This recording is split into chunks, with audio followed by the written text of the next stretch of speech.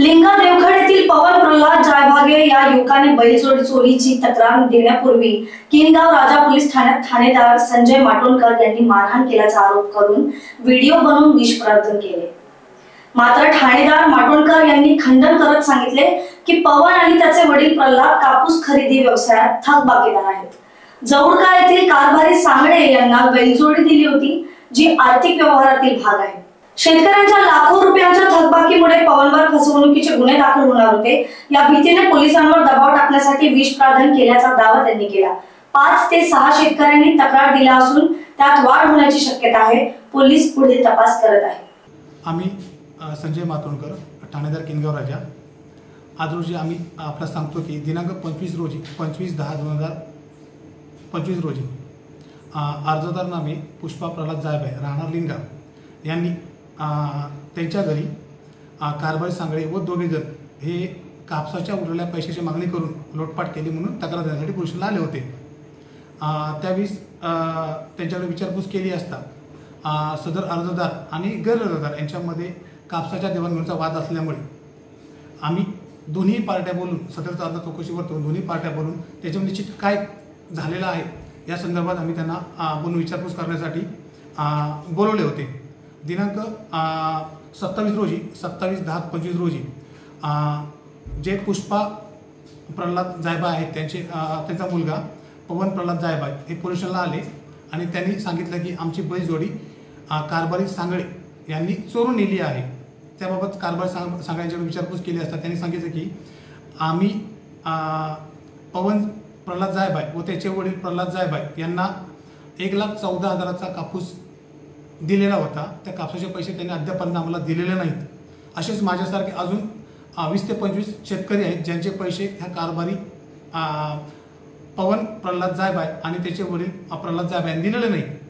त्याच्यामुळे त्याचे पवनचे वडील जे आहेत प्रल्हाद जायभागे यांनी सदरची बैलजोडी जी आहे ती मला तात्पुरत्या स्वरूपात पैसे न दिल्यामुळे तात्पुरत्या स्वरूपात वापरासाठी दिलेली होती।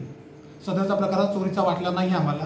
त्यामुळे प्रल्हाद जायभागे त्या दिवशी दिनांक 27 रोजी पोलिसांना आलेले नव्हते। मग पवन प्रल्हाद जायभागे जे आहेत त्यांना आम्ही समजपत्र देऊन तुमच्या वडिलांना घेऊन 28 रोजी सकाळी तुम्ही 9 वाजता पोलिसांना या असे सांगून सदर गैरअर्जदार यांना सुद्धा पोलिसांना येण्याबाबत समज दिली होती।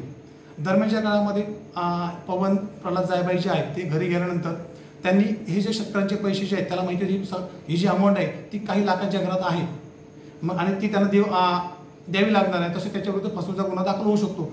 सदरचा व्यवहार जो आहे तो 2023 पासून त्यांचा चालू आहे आणि ते त्या दिवशीपासून सदरचे शेतकरी त्याच्याकडे पैशाची मागणी करत आहेत, परंतु ते आज येतो उद्या येतो असे सांगून त्यांना आजपर्यंत पैसे दिलेले नाहीत।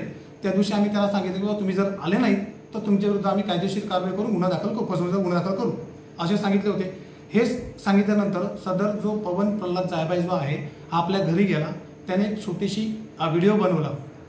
त्या व्हिडिओमध्ये त्यांनी सांगितलं की बाबा ठाणेदार यांनी मला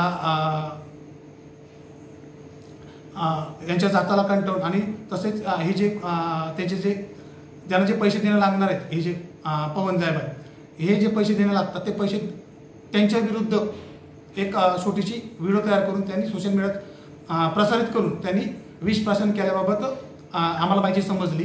त्याच्यानंतर त्याच्यावर बीबी पोलीस स्टेशनला बीबी प्राथमिक आरोग्य केंद्र जे आहे इथं त्याच्यावर उपचार करण्यात आले।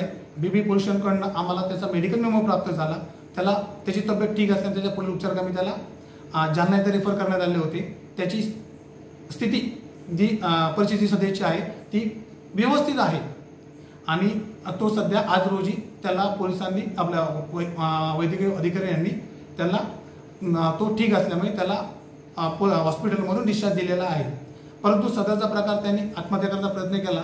या संदर्भाने त्यांनी पोलिसांनी त्याच्या विरुद्ध त्यांनी घेतलेल्या शेतकऱ्यांच्या शेताच्या मालाच्या फसवणुकीचा गुन्हा दाखल करू नये म्हणून भाग पाडण्यासाठी आत्महत्येचा प्रयत्न केलेला आहे। म्हणून BNS कलम 226 नुसार दिनांक 27/10/2025 रोजी त्याच्या विरुद्ध किनगाव राजा पोलीस स्टेशनला गुन्हा दाखल करण्यात आलेला आहे। सदरचा त्यांनी त्याच्याविरुद्ध गुन्हा दाखल करू नये याच्यासाठी आत्महत्या करण्याचा प्रयत्न करून आमच्या दबाव टाकण्याचा प्रयत्न केलेला आहे। Bureau report, Lokvahini media, Nagpur.